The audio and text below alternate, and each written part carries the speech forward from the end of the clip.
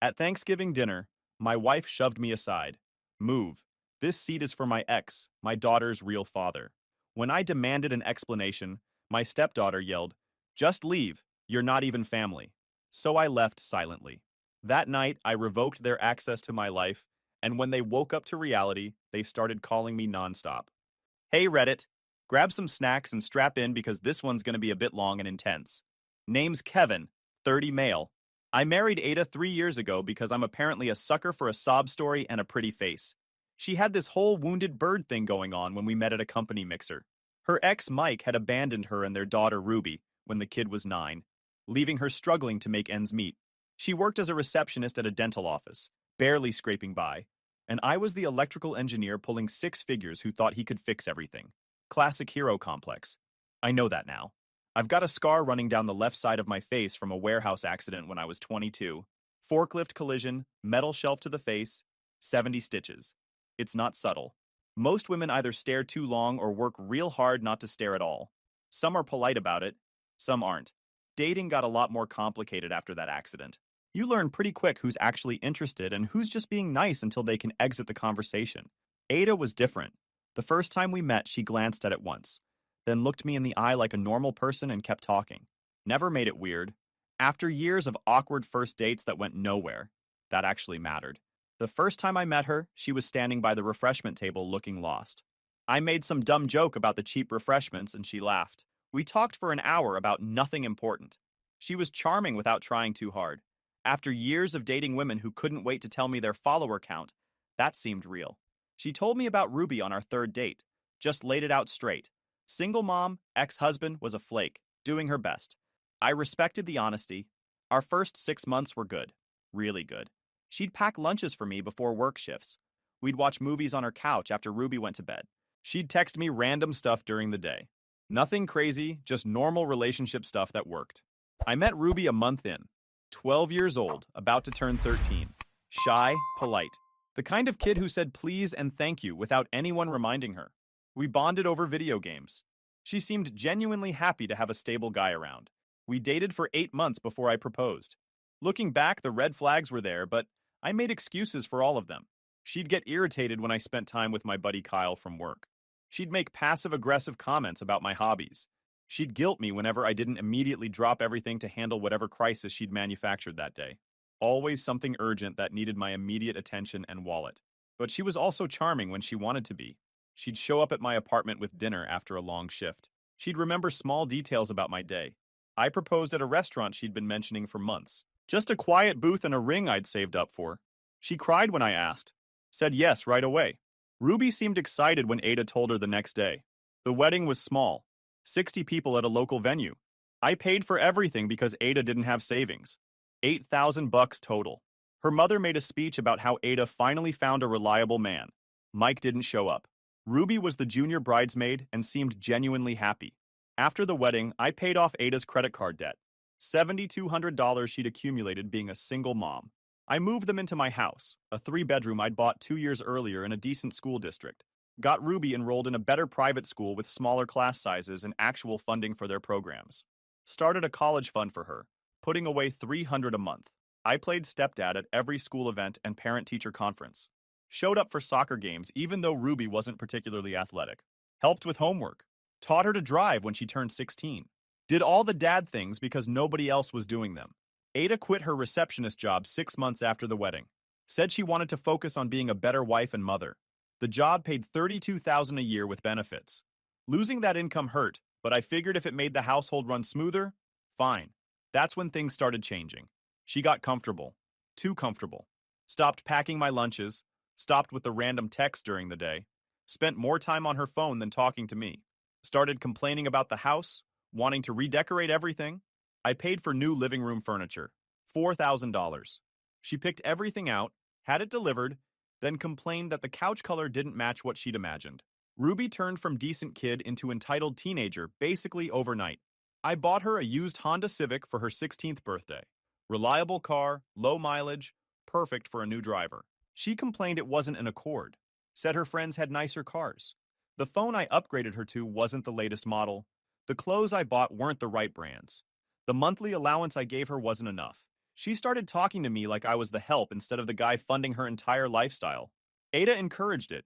I'd hear her on the phone with her mother and sister Caroline, talking about how I was useful but boring, how Mike had been exciting even if he was unreliable, how she'd married me for stability. I know I'm not exciting. I don't do spontaneous weekend trips or surprise romantic gestures. I'm the guy who pays bills on time and fixes things when they break. But I showed up every day, treated them both with respect, and never made them feel like they owed me anything. Apparently, that wasn't worth much. Maybe I should have seen it coming. Guy with a face like mine doesn't exactly have women lining up. I knew that when I married her. Thought loyalty and showing up mattered more than being the exciting guy. Turns out I was just the stable guy. Kyle noticed the change before I admitted it to myself. We'd grab lunch at the site most days, and he'd listen to me complain about the latest drama at home. Man, you know she's playing you, he said one afternoon, 3 weeks before Thanksgiving. Ada's got you trained like a show dog. It's not that bad. You paid for her mother's dental work last month. Her mother. He had a point. I'd written a check for $3,200 to cover Ada's mom's root canal because Ada cried about it. Never got a thank you from either of them. And what about that cruise Ada wants? The one that costs $5,000? She just wants to do something nice for us. Brother, when's the last time she did something nice for you that didn't cost you money? I laughed it off then. Told him he was being cynical. Wish I'd listened. 2 weeks before Thanksgiving, Ada started acting strange. Secretive phone calls where she'd leave the room, hiding her screen when I walked into the room, smiling at text messages and then quickly deleting them. She said she was planning something special for the holiday. I figured she was organizing a surprise or maybe finally putting effort into the marriage. Wrong on both counts. I tried asking her about it. She'd just smile and say, "You'll see on Thanksgiving." Her voice sounded off though, not excited, something else. The night before Thanksgiving, Ruby hit me up for $200 for Black Friday shopping. I reminded her about her $300 monthly allowance and said no. She lost it. Complete meltdown in the kitchen about how I was ruining her life, and all her friends got to go shopping, but she was stuck at home because I was too cheap. Then came the real punch. She screamed that I wasn't her real dad anyway, that she couldn't wait until she turned 18 so she could leave, that Mike would have given her the money without making it a big deal. The whole show. Ada stood in the doorway the entire time and watched without saying a word to defend me. When Ruby finally stormed off, I asked Ada if she was going to back me up on this. She told me Ruby was just being a teenager and I shouldn't take it personally. I pointed out that Ruby had just said I wasn't her real dad. Ada shrugged and said that was just factual. That's when I should have known what was coming. Kyle called that night to wish me a happy Thanksgiving. I was sitting in my garage trying to figure out when everything had gone sideways. He could hear the stress in my voice and offered to come by the next day to bring some sanity to the chaos. I told him it was a family thing and I'd survive. He made some joke about how Thanksgiving with my wife's family might actually be a hostage situation. I laughed, but it sounded fake even to me. Kyle's instincts were usually right. I wish I'd taken him up on that offer. I spent Thanksgiving morning prepping the dining room. Ada had insisted on hosting this year, which was unusual since she typically pushed for us to go to her mother's place. I set up the table, arranged the chairs, made sure everything looked perfect for what she kept calling her special dinner. That's when Mike walked in, like he owned the place. Ada let him in through the garage, all smiles and warm greetings like they were old friends reuniting instead of a deadbeat ex-husband who hadn't seen his daughter in 7 years. He greeted me with this cocky grin and thanked me for taking care of his girls. His girls. Like he had any claim to that title. Before I could respond, Ada steered him toward the dining room. I followed, carrying the serving dishes, trying to figure out what was happening. Her mother and sister Caroline were already seated. Caroline caught my eye and shook her head slightly, like she was trying to warn me. That's when I noticed where Mike was headed. Straight to the head of the table. My spot. Ada, what's going on? She turned with that practiced, innocent look. I invited Mike to join us. It's important for Ruby to have her real father here. Her real father. I set down the dishes.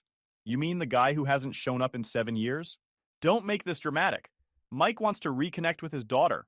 By sitting in my chair at my table in my house? Mike settled in like he belonged there. Ada grabbed my arm and physically shoved me toward a folding chair against the wall. Not even at the table. You can sit there. This is family time. I looked at Ruby, who was staring at her plate, waited for her to object, to say something about the man who'd been her father for the last 3 years. She wouldn't even meet my eyes. I said her name once. Gave her one more chance. Her head snapped up with pure contempt. If you're not satisfied with the seating arrangements, then get out. Nobody's forcing you to stay. Her grandmother clapped. Actually clapped like this was a show. Mike leaned back in my chair and smirked, telling me it was family dinner and I should understand. Ada crossed her arms and waited, probably expecting me to either submit and take that wall chair or make a scene. The whole thing was a setup. A coordinated ambush designed to put me in my place and show me where I ranked in this household. Dead last. Caroline was watching me carefully now, her expression somewhere between pity and anger. She was the only one who looked uncomfortable with what was happening. I stood there for maybe 10 seconds. Ada was waiting for me to break. Ruby was practically daring me to challenge her. Mike was enjoying every second of his triumph. I grabbed my jacket and keys without saying a word. Ada's voice had an edge of panic when she asked where I was going. I didn't answer. Just walked out, got in my truck, and drove. They wanted me gone. Message received. But they were about to get a reality check. I drove straight to Kyle's apartment. He opened the door in sweatpants, clearly surprised to see me at 4 in the afternoon on Thanksgiving. I gave him the short version. Kyle's expression went from surprised to dark in about 2 seconds. In your house, the house you pay for. In my house, at my table, with her whole family watching. He stepped aside. Get in here. We've got work to do. I need to lock them out of everything, right now. Then let's make it hurt. This is why Kyle was my best friend. We sat at his kitchen table and started cataloging my entire financial life. Every account, every service, every bill, every subscription. Everything. Took us an hour and 15 minutes to compile the complete list. It was eye-opening how much I'd tied to her. Joint checking, credit cards, car insurance, cell phones, streaming services, cloud storage, house cleaning, gym membership, Ruby's phone and apps, the meal kit service Ada ordered once, hated but refused to cancel. 47 items total. 47 ways she'd gotten comfortable living off my income. Then we got to work. First move was the joint checking account. $34,000 sitting there from my bonuses, my salary, my savings. She'd contributed exactly $0 to that account since quitting her job. Kyle pulled up my bank's website and walked me through opening a new individual account at a different bank. He had me set it up with his address as the mailing address, so she couldn't intercept any paperwork. 7 minutes later, $34,000 was secured in an account only I could access. Kyle moved down the list. Credit cards next. I had 2 in my name with her as an authorized user. One had a $20,000 limit. The other had a $20,000 limit. She'd maxed out about $8,000 between them. I called both companies and explained I was going through a divorce, needed to remove an authorized user, and wanted to cancel the cards entirely. They didn't ask questions. Within 10 minutes, both cards were canceled. New ones would arrive at Kyle's place in 5 business days. Kyle noted that she'd probably try to use them tomorrow when she went Black Friday shopping. That was going to be a real interesting moment at the register. I could picture it. Her cart full of stuff she didn't need, pulling out the card with confidence, watching the cashier's face when it declined. Priceless. Car insurance came next. The Camry she drove had the title in my name, registration in my name, and insurance obviously in my name. She was just listed as an authorized driver. I called the insurance company and explained I was separating from my spouse and needed to remove her as a driver effective immediately.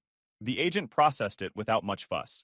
The car itself would stay insured under my name until the court sorted out who got what. Kyle asked about the house. She was still living there.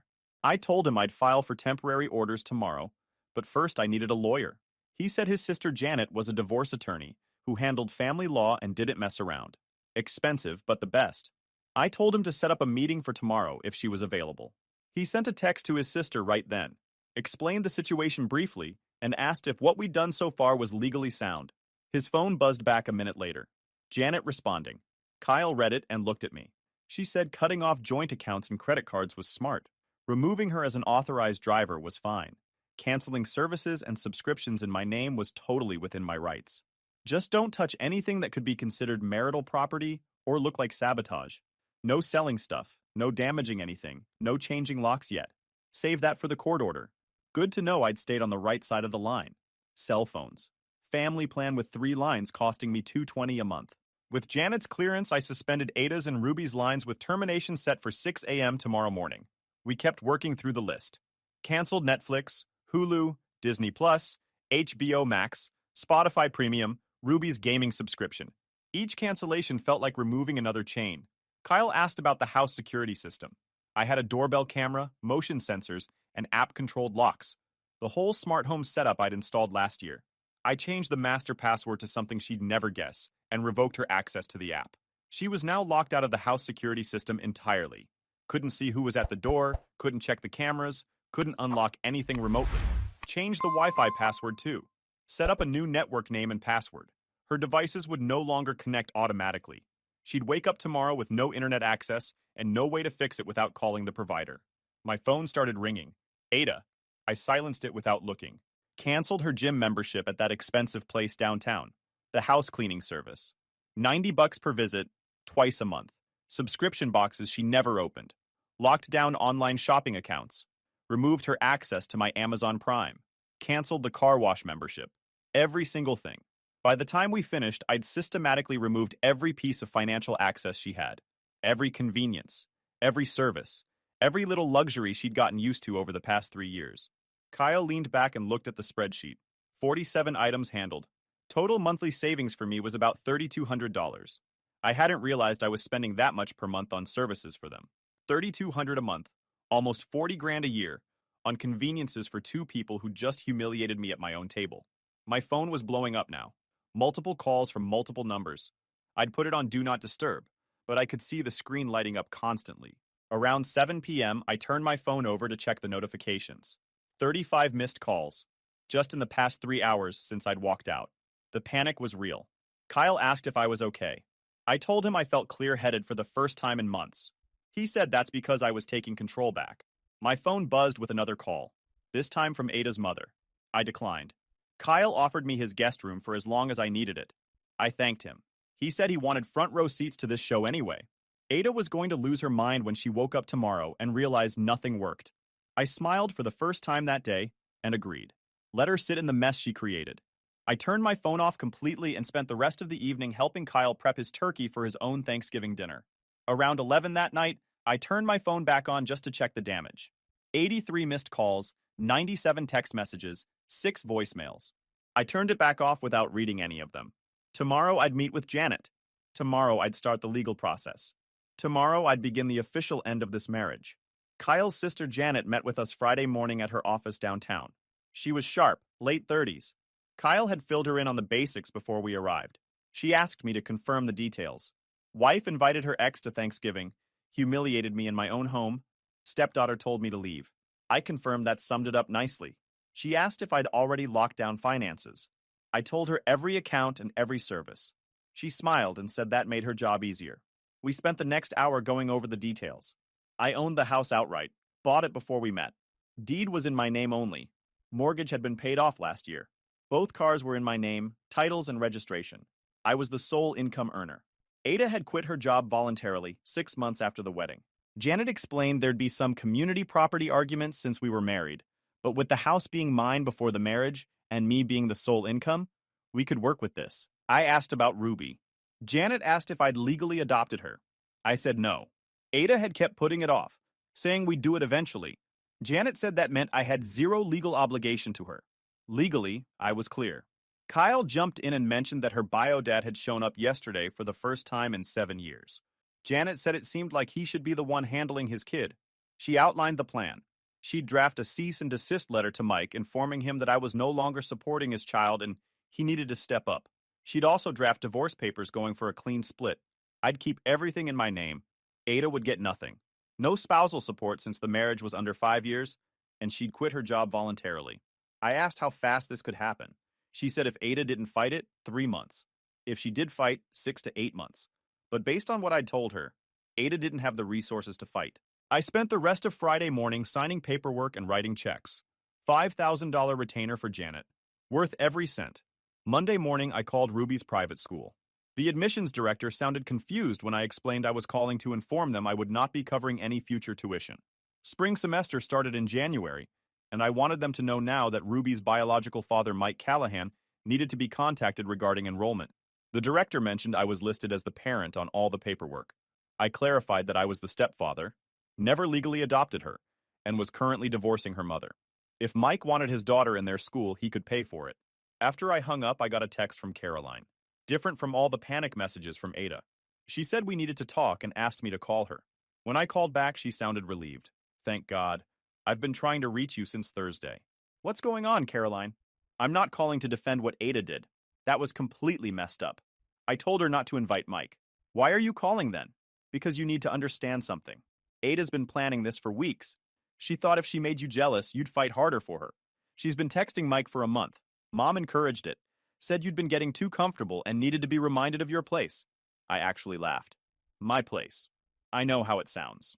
I heard them planning it. I tried to talk her out of it. What about Ruby? She's been crying since Friday. Keeps saying she didn't think you'd actually leave. She told me to get out. She's 16. She was parroting what Ada told her to say. Ada promised her you'd come back begging by Friday night. I thanked Caroline for the heads up and forwarded the whole conversation to Janet. She responded within minutes saying this was gold and to keep documenting everything. The rest of that week was quiet. I stayed at Kyle's place, went to work, avoided any contact with Ada. Janet was handling the paperwork. The court order for exclusive possession would be served in a few weeks. Everything was moving forward exactly as planned. Tuesday afternoon, Ada showed up at my workplace. Security called my office to let me know there was a woman in the lobby demanding to see me. I called Kyle and told him I needed backup. He was there in 5 minutes. We went down together so I'd have a witness. She looked rough, exhausted, makeup smeared, hair pulled back. She was sitting in the lobby chairs, clutching her purse. She stood when she saw me. Finally. Why haven't you answered any of my calls? Because I don't want to talk to you. We need to discuss this. You can't just walk out on your family. Kyle stepped up beside me. I gestured toward the seating area. Family. The family that shoved me aside for Mike? Please just come home. We can work this out. Her voice got softer, more pleading. Sign the divorce papers, Ada. She switched again. The pleading vanished, replaced with cold anger. She started listing everything I'd cut off. She demanded to know how she was supposed to survive. I suggested she get a job like she had when I met her. Security was approaching now.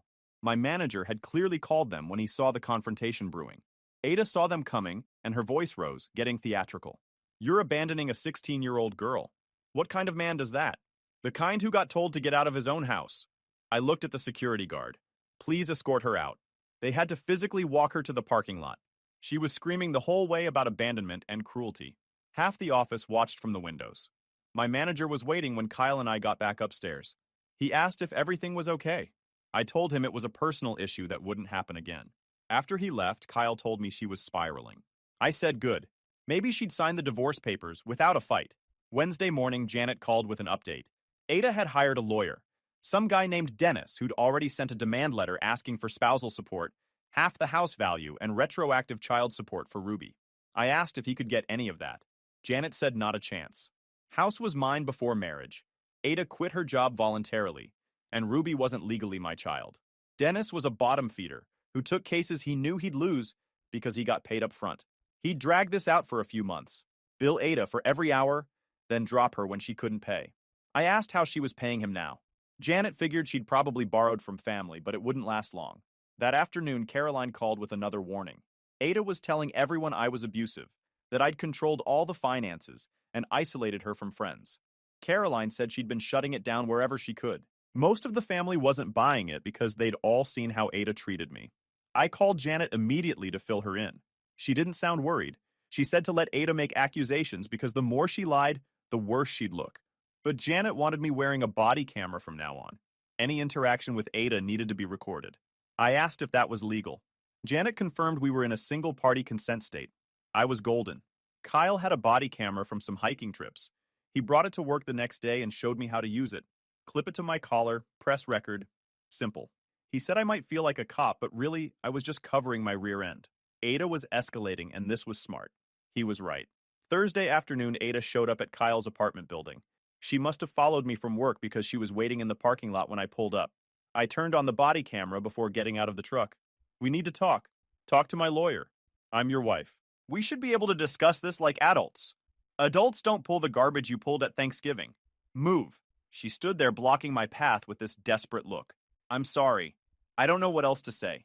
I messed up. Please just come home. Sign the divorce papers. I can't afford it. Dennis wants $15,000 to represent me. Sounds like a you problem. Where am I supposed to get $15,000? Her voice was rising now. Maybe ask Mike. He seemed real comfortable in my house. Her face hardened. The mask slipped completely. You're enjoying this. You're enjoying watching me struggle. I'm enjoying not being disrespected in my own home. She tried one more angle. Tears started flowing, right on cue. She brought up Ruby again, saying Ruby was failing school and was depressed. She needed stability. I reminded her that Ruby had needed stability at Thanksgiving. Didn't stop her from screaming at me. I told Ada that Ruby was old enough to understand consequences. Not my kid, not my problem. I walked past her into Kyle's building. She didn't follow. Kyle was waiting inside and asked if I got all that. Every word. He told me to send it to Janet. I did. Her response came back in under an hour, saying this was exactly what she needed. The temporary orders were served on a Friday morning, about 3 weeks after I'd initially filed. Janet had filed for emergency relief as part of the divorce proceedings, requesting exclusive use of the marital home. Since I owned the house outright before the marriage and was the sole name on the deed, the judge granted it. 30 days for Ada to vacate. Standard notice period, even in divorce cases. My phone exploded with messages. Ada demanding to know where they were supposed to go. Her mother calling me a monster. Ruby saying she hated me and hoped I was happy ruining their lives. Mike, surprisingly, telling me this was between me and Ada and to leave his daughter alone. I only responded to Mike. Told him his daughter, his problem. She had a father now. Be one. He didn't respond to that. Saturday morning, Caroline called with an update. Ada had completely broken down when she got the court order. She'd been calling everyone in the family begging for money. Nobody was giving her anything because they all knew what she'd done. Her mother was the only one defending her, and even she didn't have the money to bail her out.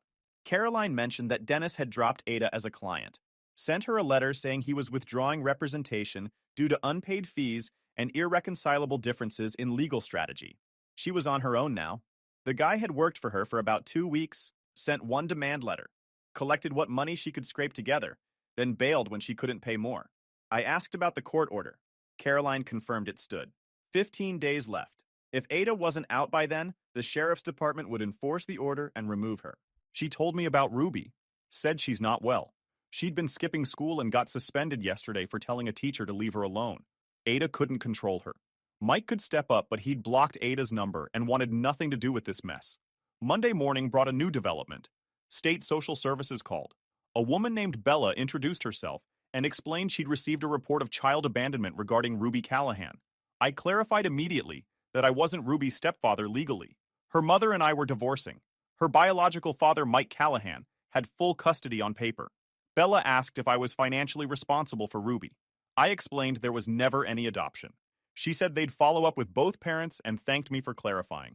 Wednesday brought the attempted police report. 2 officers showed up at Kyle's apartment that evening. I answered the door with the body camera running and my phone recording audio as backup. They said they needed to ask questions about a domestic dispute. I told them there was no dispute because I wasn't living with anyone.